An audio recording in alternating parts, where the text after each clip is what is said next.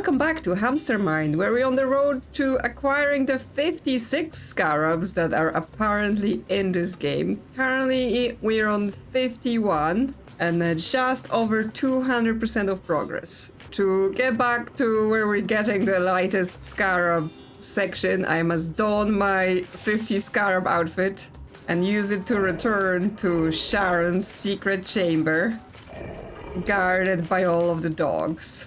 Last time I solved this one Scarab here because it was fairly easy and it seemed to be more about telling us that yes, not only there are 55 Scarabs that will open the door, there is also a 56 Scarab somewhere. Presumably once we open this, we will be given the further clues. In order to open this door, we must solve the remaining 4 riddles, and I have been doing a lot of thinking to figure out how to achieve this. Starting with this middle guy. As I said last time, I was pretty sure this one doesn't require us going anywhere in the game. We just have to spend some time to realize the pattern between the words and the numbers to then work out what code casino as a word would form. And this one, I think, is a fairly common puzzle we find in other games, quite usual for escape rooms and that sort of stuff, where the letters or pair of letters are linked to the chemical table of elements. So if we look at nation, element with the atomic number of 11 is Na, then 22 is Ti, and after that it's actually O and N, so it's 8 and 7 separately. It's not 87, so we kind of gotta look at where sometimes it might be pairs of letter and where it might be separate letters. We can do the same for the remaining ones. I'll just put them on screen. So in this case, casino should be 20 for calcium, 14 for silicon Si, instead of going for separate S and I, because it would have then been 16 for sulfur and 56 for iodine, which would overflow the concept of having 2 digits that are potentially concatenated. And then N and O will be separately 7 for nitrogen and 8 for oxygen. And there we go. 2 down, 3 to go. Next in what I think is basically the order of involvement. So I'm going from like least time consuming to more time consuming. I think is going to be this one. The clue is only hourglass, and as I said last time, it does seem to evoke the hourglass that we see on each of the Scarabs, but I just don't see any sort of transformation we could do. Like if we took all of the codes from all the Scarabs we've done so far, could we like add them up to something, but that will overflow, plus that would then be very complex in terms of, well, do the Scarabs in this room count, or are we only counting the Scarabs from the previous rooms? And it just didn't make much sense trying to resolve that as a thing. So I've been looking around, kind of thinking about the symbols of the hourglass, and another place we do see that is on the save slot files and also in the pause menu. When the time of play is shown, it does use the hourglass symbol. So I'm wondering whether it's another cheeky one, like the things with the date or stuff like that, where they're just asking us about our playtime, and therefore this would be a unique answer for everybody. So my current playtime is at 29 hours, 19 minutes and 36 seconds. The seconds is where I'm kind of like, But if you're asking me for my playtime, you know, by the time I enter this code, time would have passed, like how accurate I have to be. Do I have to transfer it to days, then hours, then minutes, rather than having seconds? So this is where I'm kind of like, not sure this works, but this is my next best assumption after discarding the fact that this is like some connection to the Scarabs. We can of course try to do some manipulation here, right? Because it's like, okay, how long is it gonna take me to enter this code? Maybe like 10 seconds, so we can add some times. And the time is not passing while we paused, so we can basically remember the number and try to go quick and see if it works. Although that also then leaves me with the question of what would happen if someone played this game for over 100 hours, right? Because then your first number would be too big to fit. Do they just truncate it? Do they do any sort of conversion? So I might still be wrong about this, but that's what I'm willing to try. So yes, we're at 36 seconds, but I'm gonna add like 10, so 46 to maybe account for how long it's going to be to enter this. I assume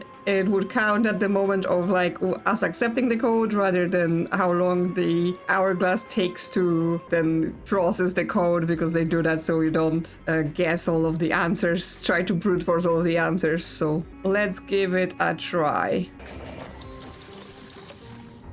Okay, that is not it. I mean, it did feel a bit dubious about where we might be at. Unless it does take me longer to enter than I think. And I don't know, I should set it to like extra 20 seconds or something.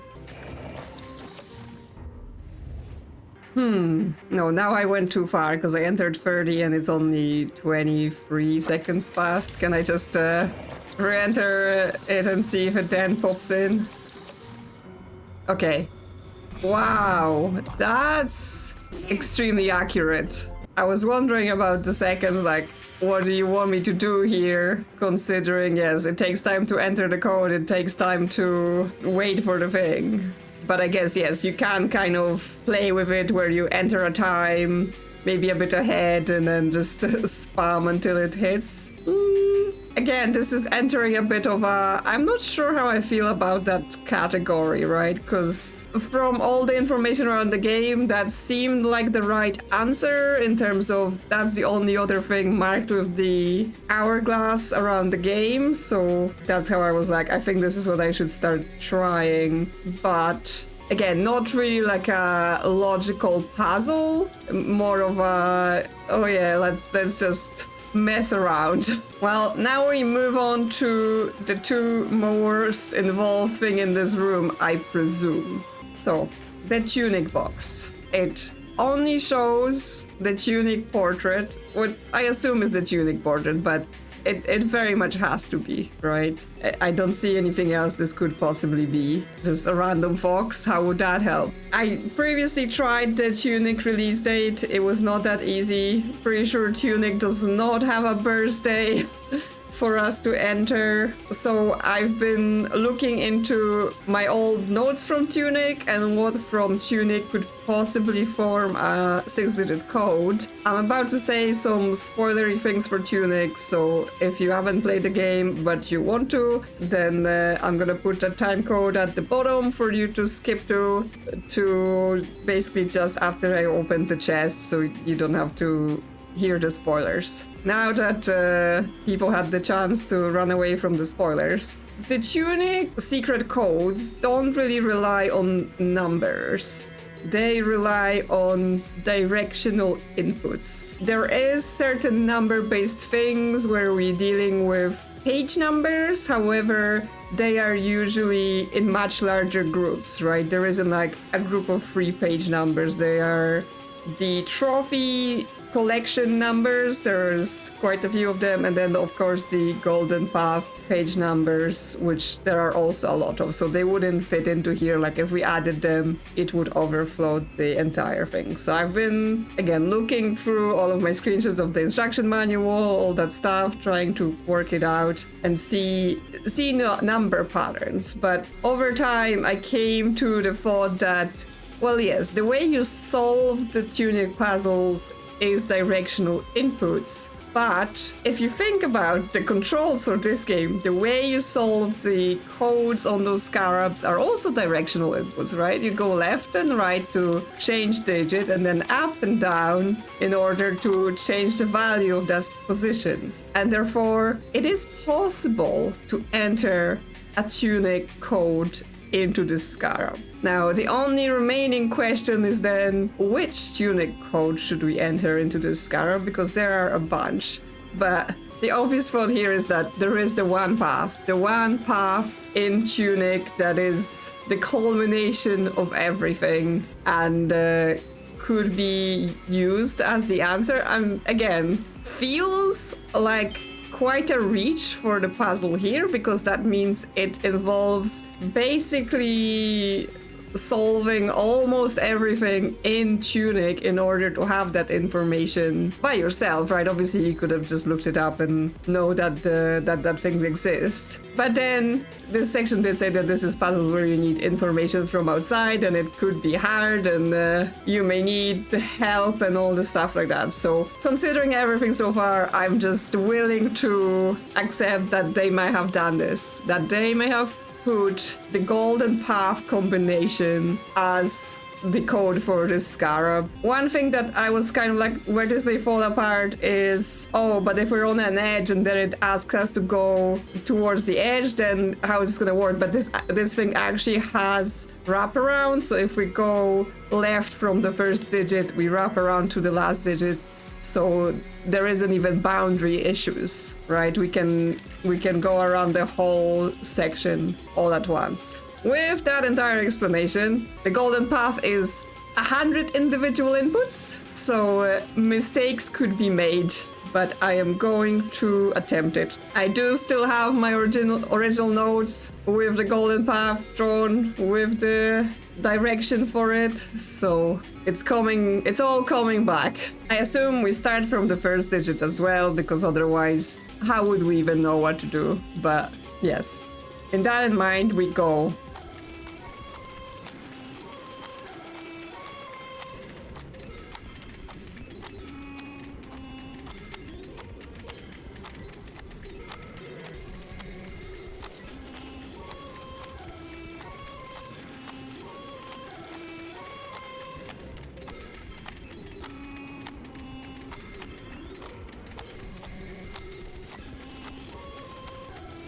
Okay, so this is the code I got by following the path, so let's see if this is the combination. It is. That is absolutely insane. So that's the Tunic chest solve. That is... yeah, that's crazy that they expect you to dig that far. But I mean, I guess they're like, if you're playing this game and you haven't played Tunic, what are you doing? Right? If you're into crazy secret puzzle games, you should be playing Tunic. And so, for the final one in this room, not the final Scarab, because we know there is another one somewhere, there's this. This is the trophy puzzle, which we've done before on another combination. The trophy puzzle, the way it works is that we need to go to each level indicated in the equation, and we need to figure out the least amount of tile manipulations, so either turning or moving a tile, required to solve that level. We've done it before, we know that's the pattern. The difficulty of this Scarab is that it asks for some very complex and late game levels to be solved in the most efficient way. A8 was the level we solved basically before the first ending to the game. And then E3 is like one of the puzzles in the underground, and E10 is the very last level that we get before the second ending of the game, right? That is extremely challenging. I've solved it with, I think, more than 100 moves, and I'm still not sure what's the most efficient way to solve it. But I think I have the answers to everything else, and I think after that we can basically play a little estimation game, let's say. Because as much as I would like to know what the perfect solution to E10 is, I've been trying to make that work for a while, and it's not quite been working out for me. So let's revisit the other levels and let's look at what I think the most efficient solutions are. So we start with B6. We've been here before trying to do the most efficient path around this level, but now we have to also make the turns efficient.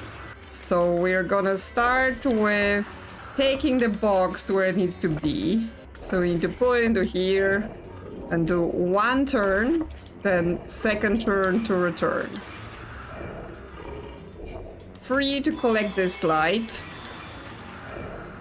4 and 5 to get over here. 6, 7 to get the box. 8, 9 to return to this position so that we can use the box for this other dog.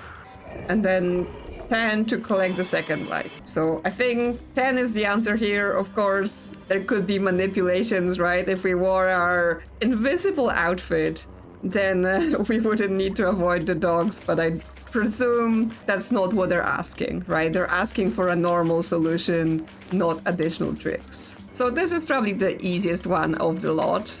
A8, the final challenge, not the final challenge. There is moving and rotating here, so we have to count each of those as a move. So we go 1, 2, 3, 4, 5, 6, 7, 8, 9, 10, 11, 12, 13. So 13 moves just to get the middle tile into the middle, and then we still got a few more steps. 14, 15, 16 to get this into place. And then 17, 18 to get all the jellies removed and complete the level. So for A8, as far as I know, the best possible number is 18. That's what I've been able to come up with.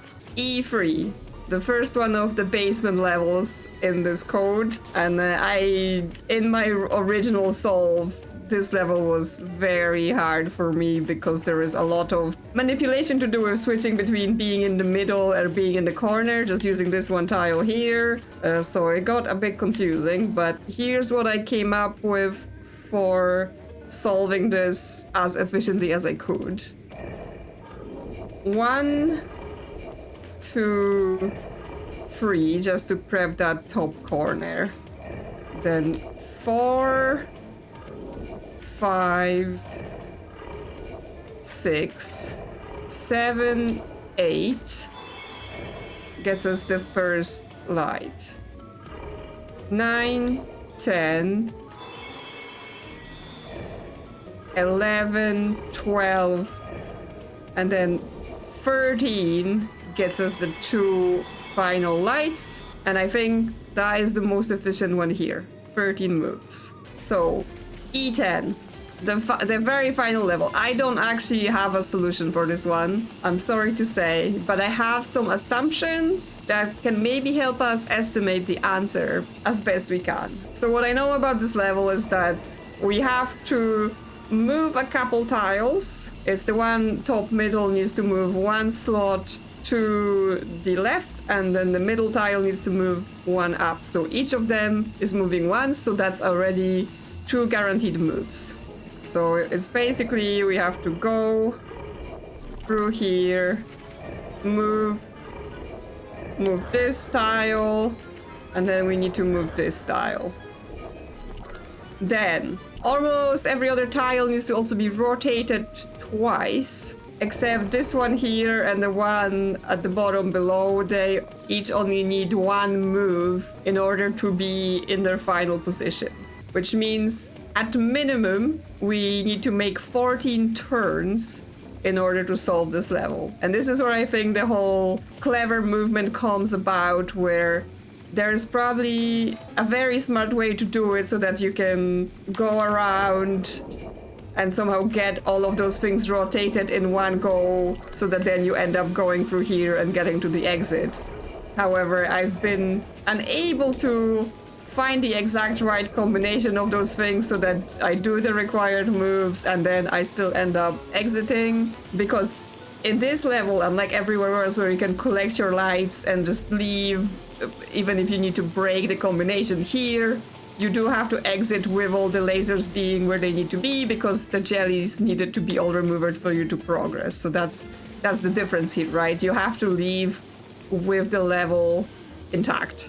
But yes, what kind of at least this reasoning gives us is that 16 is the smallest number that we can use for this level. You're doing the maths of basically looking at what the other answers we have and the fact that we have to end up with 6 digits. The highest answer we can have here before we skip into 7 digits on the equation we end up with is 75.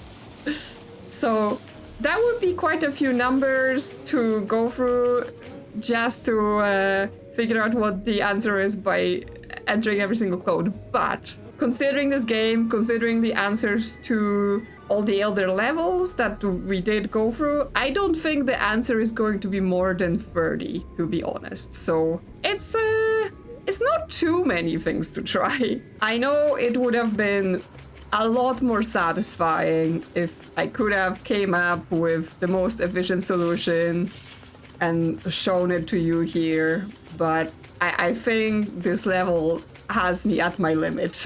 I can reason about it, I can say, you know, what I think needs to happen, but I've not been able to then turn that into reality, and I cannot say how long it would take me to do that. If we can get a code here, of course that will tell us what the number is going to be, which will finalize the answer of like, this is how many movies should have been in. And I don't know, maybe if I find myself with some time, I can try and resolve it with that number. But otherwise, I may just have to be happy with the fact that I've managed to do the other 3 levels. I mean, that assumes that I even got the other ones correct, right? Because if not, I'll be in further trouble. So, if we go with the numbers we got, so B6 is 10, A8 is 18, E3 is 13, and then we're starting E10 at 16, which I think is the lowest possible combination. And if it is 16, that's crazy, right? Because that means there is some very tight solution to it that I'm just not seeing. So if we do that, if we do the multiplication of those numbers, the code would be 21, 17, 44. And that is the code. That is crazy. Okay, well, if people actually have the solution to how to do that level in 16 move, that is crazy impressive, because I basically got that number from being like, this is the minimum you would do. This is the minimum you could possibly do before everything is in its place and rotated correctly. But that means, yes, there is a way to big brain some crazy efficient solution in that level. I may think about it more. Maybe in the future there will be a, hey, I solved it. Just so I can feel better about myself. But hey, at least I got the other 3, so I can feel good about that. Please don't yell at me. Okay, well, where this takes us is we have 55 Scarabs, and if you remember from last time, this panel said that whatever's in this door will change our view of this entire game, so what could it possibly be? Okay, what could it possibly be? I go in the door and nothing happens. Is there something to read? Something to see? Do we have to, like, go to invisible maze? Ah, an icon has appeared in the corner, which is like 2 circles, press R. Okay, we're... What is happening? We're in first person view? Oh my god, that's crazy. Okay, but we're in first person view, but it can only control movements, so we can't, like, I can't turn camera separately, just wherever the hamster is facing. Okay, so we can now see things. Ah, let me out. The controls are not, the controls are way too sensitive.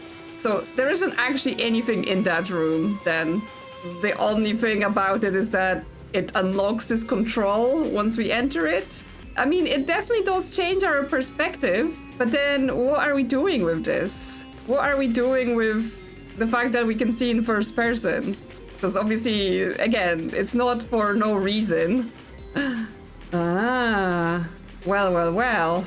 Follow the secret path, find the LVI. I was wondering about what looked like text on the TV, which means there's likely more text like this that we can only see when we're using our first-person view. Okay, well, this game, it just never ends. It just never ends with the layers. But I guess this entire thing is what's gonna lead us to the 56 Scarab that we know exists from solving one of the beetle chests. Yes, they got little flags, French flags, and Algerian flag? I mean, we already know about the devs being French and loving French puns, but potentially Algerian as well. And that's the little fun secret for us to see. Okay, so follow the secret path. Okay, well, I guess we gotta take a trip and find the secret path in the first place. Figure out where it is. Because now wherever we are, we can switch to first-person view, look around the rooms, and see if they're hiding anything. I like how this is just the pit of darkness, just off the level. Interesting. So there is like stuff that you can now see, but you can't go there, right? Just invisible collision. I'm sorry if the camera is a bit slidey, but the controls are very sensitive. Ah, there we go. So the panel at the very start of the game next to where the treasure chest used to be. Find where it starts, then find where it ends. 8 steps between them, the path intends. Walk every step without any mistake. The eye will appear when the path is correct. Okay, so the secret path, what we're looking for, obviously we have to find it, to find the LVI, that thing that Sharon mentioned once in a song. The path has 8 steps, and we have to walk that path. So whatever, it's some sort of pattern we have to walk in, or something like that. Again, solve a level in some crazy way. And then the eye will appear. I assume we're once again referring to the phantom blocks, because we know that there should be 2 of them, and so far we've only seen 1. So guess what I have to do now is basically go through the levels and use this first-person mode to find more text like this that's hiding from us. So one thing we do already know about, right? In the tutorial for the bombing wing, we've seen this, right?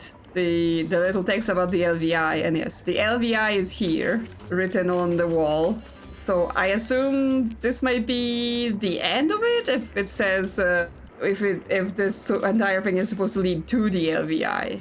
But that means we have to find all of the steps in between. Where do we go before we go here? Another thing I do know about, because I pointed it out at the time, is that there is text in the threshold to the Scarab room in the lights chamber. This here. It says SP8, the something. Okay?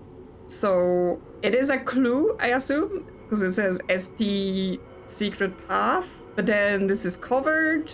Is it covered because like the sand in the room? Because obviously this room has been exploded, right? So is this something like you have to come here before it's been exploded? But that would mean, what? We have to gain this power early in the game? Is that possible? Because obviously it opens with the 55 Scarabs, which means you can't get them until you've done everything in the game. Unless the power transfers between the save files. I guess I'm gonna have to check on that.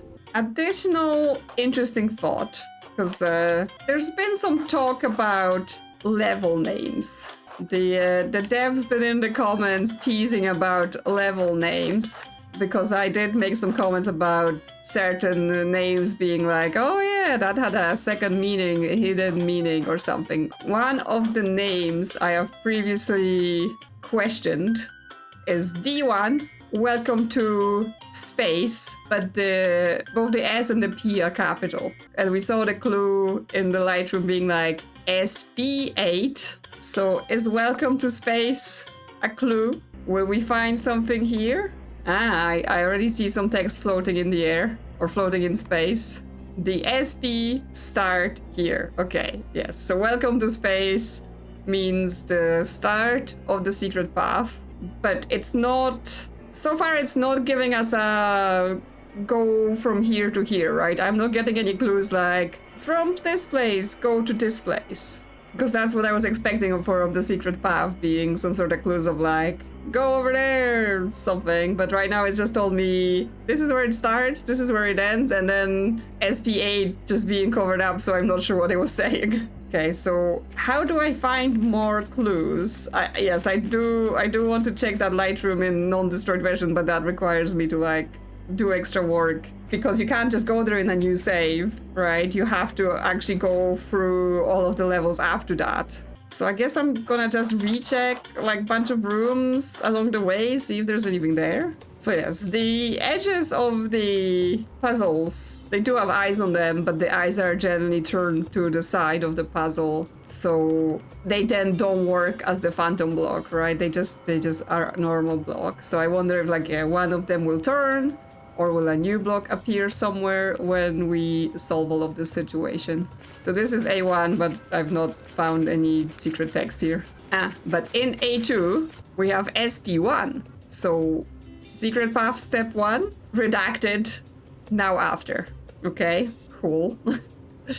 I guess maybe if I have more of them, they will start forming a bit of a better pattern. But yes, I guess I just have to keep going and see if I can find more.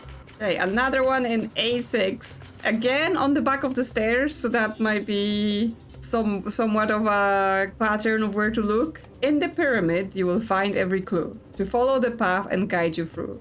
But the third one is missing in the game. Don't worry, you can find it on the P. On the B? What's B? It's missing in the game. Interesting. I mean, it is a rhyme. So something that starts with a P and rhymes with game. And also makes sense, right? If we're saying it's not in the game, you find it on the something. Like, it has to be reasonable. I think to find that it's gonna be a clue. It has to be not something that's super ambiguous. Okay, well, that's another one for the collection. We'll consider it later. I wonder if I just go to the other side of the staircase, would there be a clue on the other side as well? So this takes us to C6, and nice. Indeed, there is a clue. SP4, game plus money. If I return to the previous staircase, because if there was a clue on the back of this, then there might be a clue again where we come out of it. Ah, yes. So there is. SP2, sea waves and a tree. Sea tree? Suspicious. Do you mean like a sea free, like the level? Let me just take a look-see. So sea free, ricochet, but there isn't anything here, like in terms of any more clues. But I guess the clues lead to levels, then maybe. And in order to do the secret path, we have to go to the right levels, because that's what it seemed to be saying, right? There are 8 steps to do this, but they don't lead to other clues. The other clues are just like, you have to go around and find them. And then once you have them all, you will be able to figure out the right level combination for the secret path. Okay, well, time to just more looking around then. Another staircase in A7. And sure enough, there is a clue. SP5 with a die on it with 6, 2, and 3 visible. Not sure what that means. Not just yet. But yes, let's then go to the other side of the staircase and see if there's more clues over there. So we end up in D6. And sure enough, we have SP6 World Premiere. Okay. Not sure about that one. I mean, most of them are like, what do you mean? So far, I've only had an idea about like one of them, and I'm not even sure that was correct. Now, there are no staircases in the basement levels, but I guess there could be something else in them, so I still have to take a look. So in E10, there is the chest where we got our wish. And on the side of this chest, it says hint is behind the chest. Now, the problem with that is that we can't go behind this chest here, right? It's against the wall. However, when we start the game, the chest is in the first room. So potentially we can do that there because, yeah, it's already it seemed to be implying that we have to go to a new save to see things from the scratch. So I guess that's what we're doing. So here I am on the new fresh save, and indeed the power to see from first person transfers to the other saves. So we can now see the back of the chest and we get SP7 boom. So like explosion, obviously there was an explosion in the light room, so that might be where that leads us, or it might be something else. Like I'll have to consider the possibilities.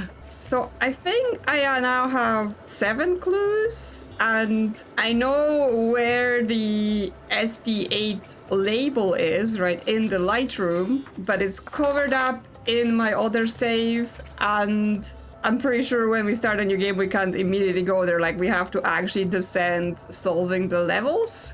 So I guess it's a test of have you learned to solve this game really fast in order to get there again before the explosion happened. I guess you don't have to be fast. It's just obviously gonna take less time if you're good at the game by now.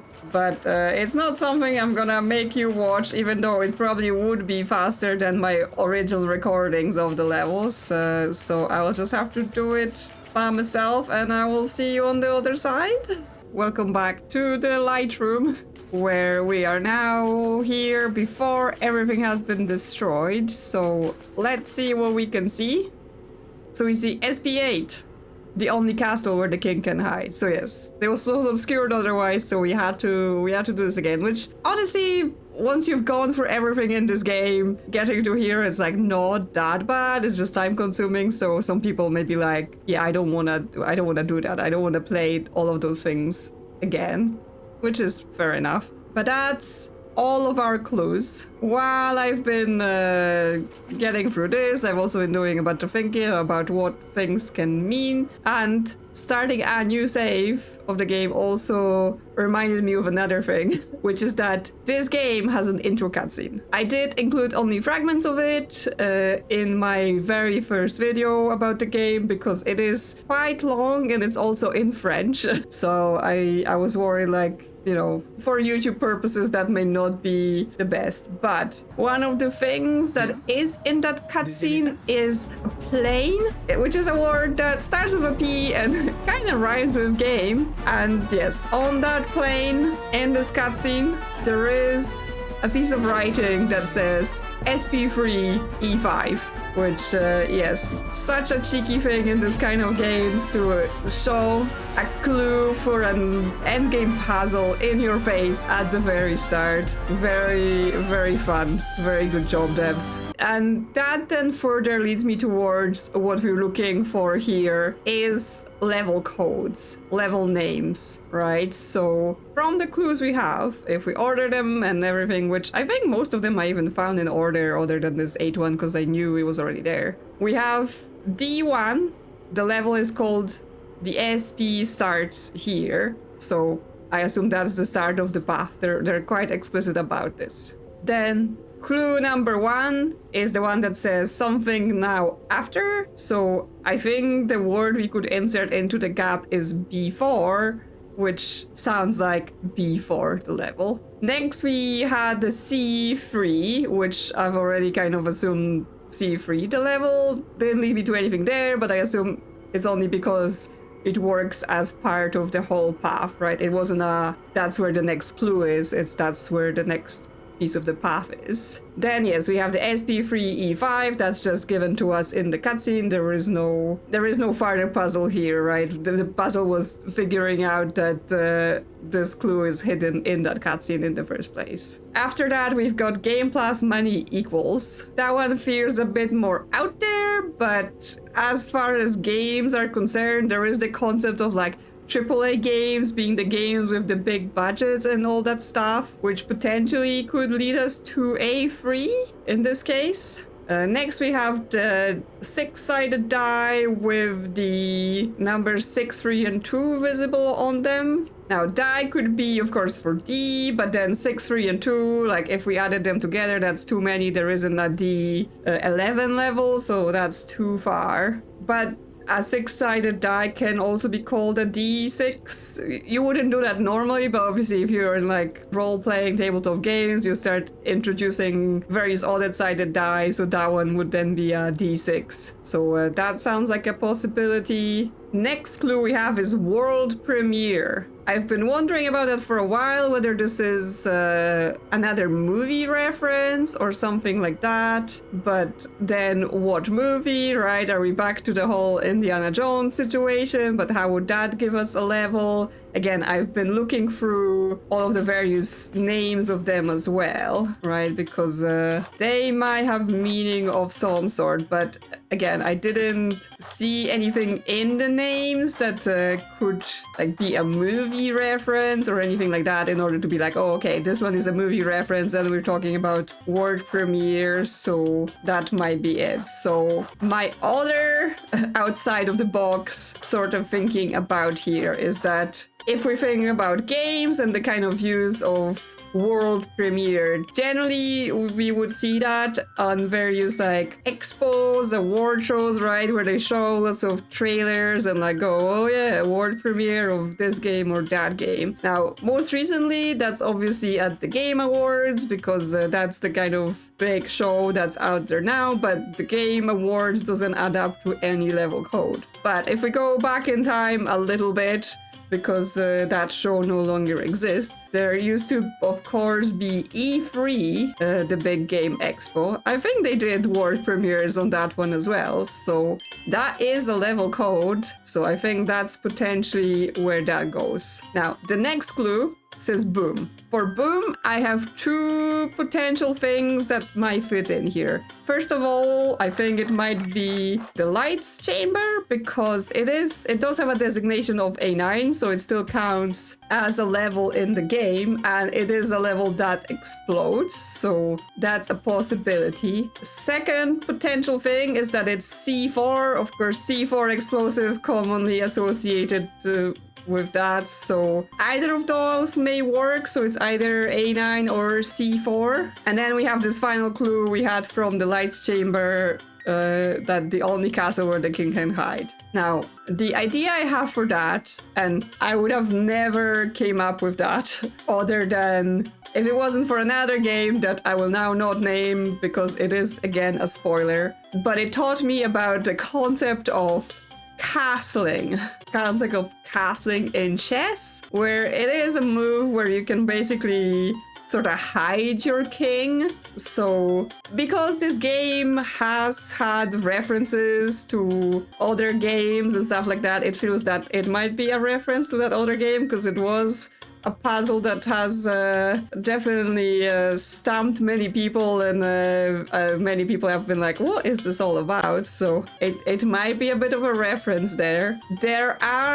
So depending on which side you are on the chessboard and which side you're going, after you castle, which is swapping your king with your rook in a very specific way, the king can end up in one of four places. So for the white pieces, that can be either C1 or F1, and then black pieces, it's C8 or F8. Now, the game doesn't have F levels, right? The farthest we go is E, so F is basically out of the question, unless there is a second hidden basement, which I don't think there is. And then there is area C, but it only goes up to 6, right? So we can't have C8, and therefore C1 remains the only viable option out of the 4 castling positions, assuming that is where this is going. So I think I have a pretty good idea of what this path may be, except for the question about the boom.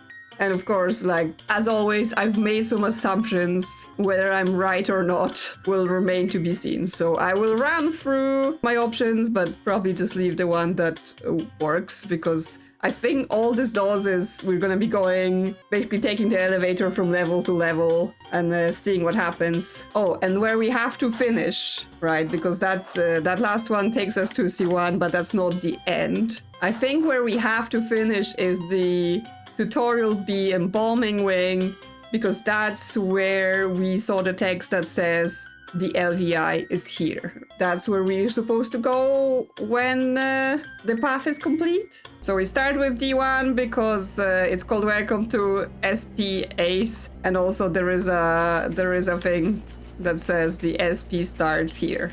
So from here we go to P4. What blocks you can also help you, but I don't think the name is relevant. It's just because before, now, after makes sense. After that, C3 for the C and the tree. From C3, we go to E5, because that's what it said on the plane. From E5, we're gonna go to A3 for the game plus money equals AAA games. From A3, we're going to D6 for the 6-sided die. After that, we're gonna go to E3 for the world premiere. From here, we're gonna go to C4 for the explosives and the clue of boom. And after that is C1 for the castling position that we've selected.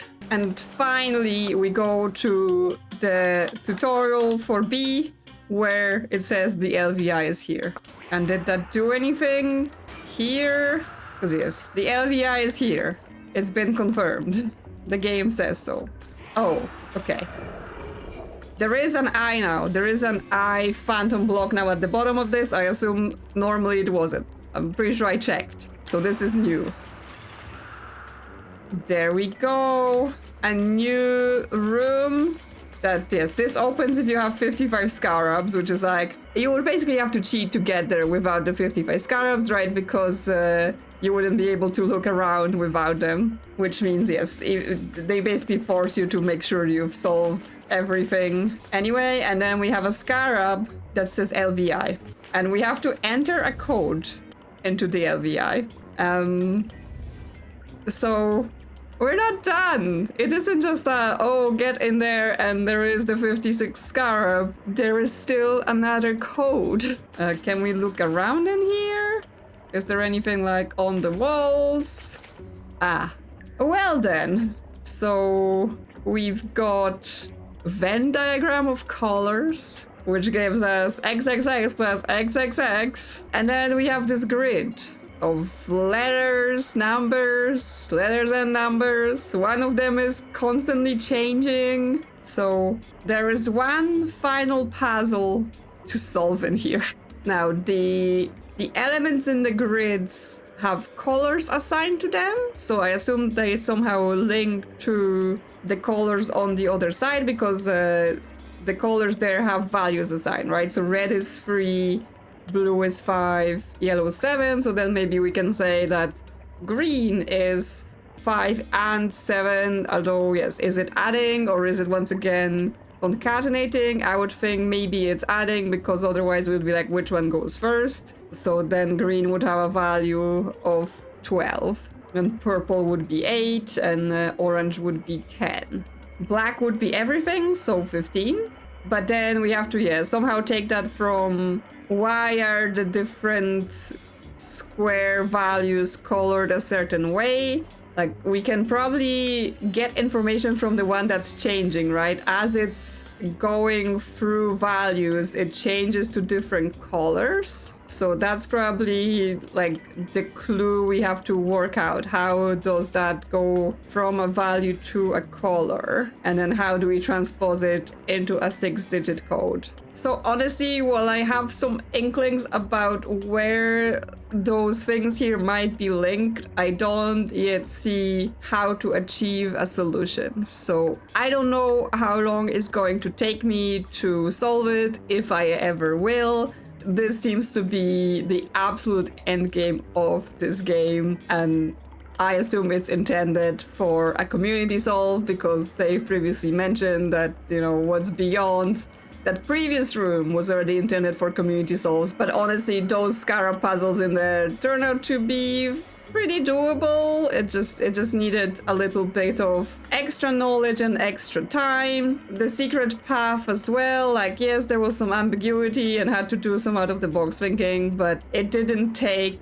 a horribly long time. But this, I think, is going to take a chunk if it ever happened. So I guess I'm gonna leave it here, with apologies that this might be a disappointment. I will try to solve it. I will spend some time thinking about it. there might be a short or not very short bonus sometime in the future where if I solve it, I'll explain how. If you've got any ideas, feel free to leave them in the comments, because yes, I think we're way past the you're supposed to do this yourself. Obviously, if you just know the answer because you've solved this yourself or as a group, don't just say, and this is the code, right? It's again for people to share the ideas they have if they haven't solved it yet, but are interested in participating. So that's where we are. The 56 Scarab is beyond this situation. I hope you've enjoyed this series because